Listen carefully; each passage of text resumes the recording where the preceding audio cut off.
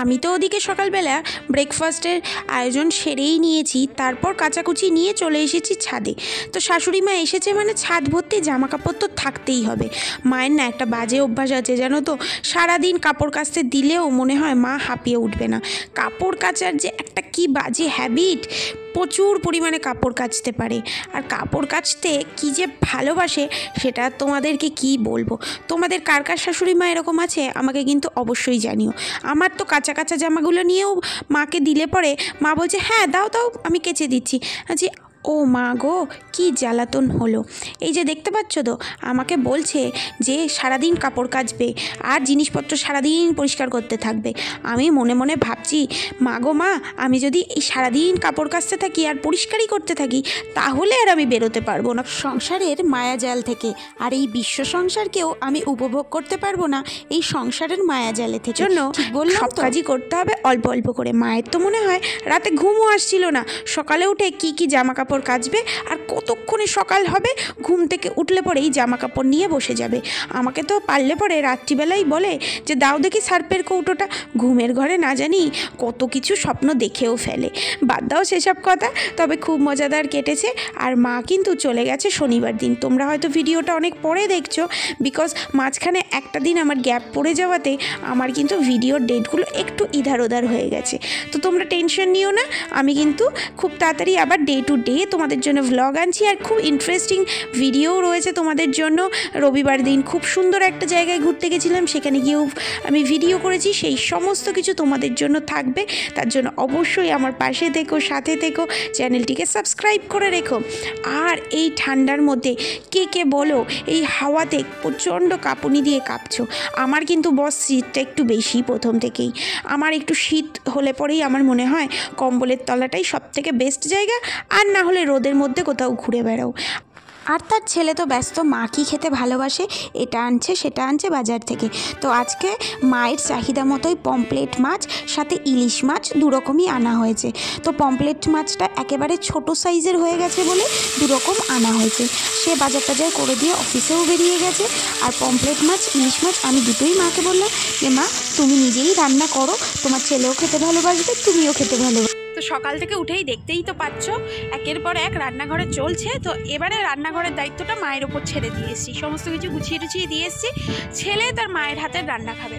আমি তো বলেছিলাম মা আমার হাতের রান্না খাক, তো ছেলের আবদারটাই মা রাখছে, আমার আবদারটা রাখলো না যে আমার হাতের রান্না খাবে। যাই হোক, আমারও একটু ইচ্ছে করছে শাশুড়ি মায়ের হাতের রান্না খেতে, প্রতিদিনই তো নিজেই করি। তো আজকে মাছটা মাই করুক, দুরকম মাছ মায়ের পছন্দে তো আনা হয়েছে।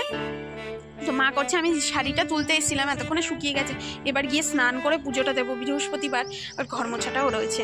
তো ওই কাজগুলো আমাকে তো করতেই হয়, তো ওগুলো সেরে নিয়ে পুজোটা দিয়ে নেব, মা রান্না করে নেবে, তারপর খাওয়া দাওয়া।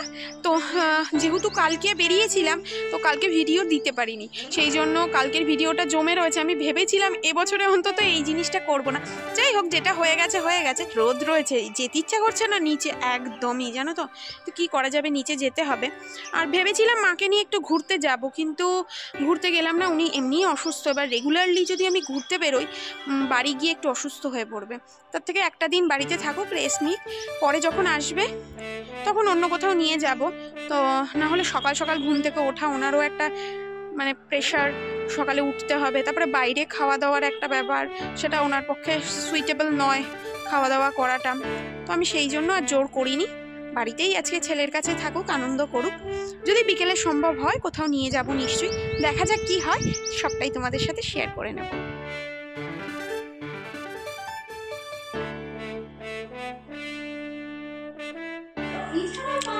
জানে আপনারা নাকি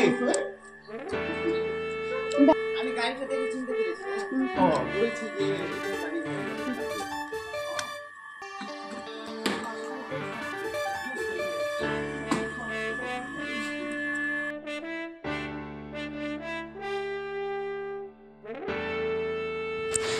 রান্না বান্না স্নান পুজো সমস্তটাই হয়ে গেছে, বসেই ছিলাম। আর তার মধ্যেই এলো মিস্টার গুপ্ত বাড়িতে লাঞ্চ করতে। তো এসেই দেখছে যে এরকম ভ্যান গাড়ি এসছে, ও একটু থামালো, কারণ মা সারাদিন বলছে এটা নেই ওটা নেই তোমার সংসারে। মানে নেই বলতে কি, দেখো আমাদের দুজনের সংসার আমাদের মতন সবটাই আমার মনে হয় আমার সংসার ফুলে ফেপে রয়েছে। নেই শব্দটা আমার সংসারে অন্তত নেই, কিন্তু মায়ের কাছে, মায়েরা যেহেতু 30-35 বছর ধরে গৃহস্থ ফ্যামিলিতে সংসার করেছে, তাদের জন্য প্রচুর জিনিসের দরকার, প্রচুর জিনিস থাকলে তারা মনে করে সংসার ফুলে ফেপে রয়েছে। তো তারা সেই জন্যই বলে, কিন্তু আমার কাছে একদমই নয়। তাও টুকটাক জিনিস যা কেনার মতো কিনে নেওয়া হলো। আর এখানে মা আজকে রান্না করেছে ঝাল, পমপ্লেট মাছের ঝাল, আর এই যে কুমড়ো দিয়ে আলু দিয়ে শাক রান্না করেছে, লাউ শাক, সেটা জেঠিমা দিয়েছে, আমার বাড়িওয়ালা জেঠিমা। আর এখানে ইলিশ মাছের ঝাল, যেটা বেগুন আলু দিয়ে করেছে, ঝাল না ঠিক ঝোল, সেটা হচ্ছে গিয়ে মা রান্না করেছে আজকে। দুটো মাছই আজকে রান্না হয়ে গেছে। আর এখানে ঝাল ঝাল পাঁপড় এনেছে মিস্টার গুপ্ত আসার সময়। কোনো একটা বয়স্ক দাদু হয়তো বিক্রি করছিল, ও দেখতে পেয়ে নিয়ে এসছে। তো আমিও এটা করে থাকি, ও করে। বয়স্ক মানুষ দেখলে আমরা চেষ্টা করি তাদের কাছ থেকে কেনার। হয়তো অনেক সময় আমাদের প্রয়োজন নেই, তবুও আমরা চেষ্টা করি যে যদি কিছু সাহায্য করতে পারি। তারা হয়তো ভিক্ষা চাইছে না, পেটের দায়ে হয়তো জিনিস বিক্রি করছে। আর পাঁপড়গুলো খেতেও কিন্তু দুর্দান্ত। এদিকে আমি ভাত বেড়ে দিয়েছি, সাথে আছে চাটনি। আর ভাত খাওয়ার পরে এই হচ্ছে আমাদের ফলাহার। তো হয়ে গেছে সমস্ত কিছু। এখন সন্ধেবেলায় খাওয়া হচ্ছে কফি, এরপরে সব পড়তে আসবে। আমার হচ্ছে পড়ানোর ডিউটি রয়েছে, মা ততক্ষণ সিরিয়াল দেখবে। আর ও আড্ডা মেরে এলো। আর রাতের ডিনারের জন্য আজকে হচ্ছে সিমুই, তো স্পেশাল সিমুই হচ্ছে আজকে। আর তার সাথে তো আনুষঙ্গিক রয়েইছে এটা সেটা। তো আজকের ভিডিও এই পর্যন্তই। Tata, bye bye.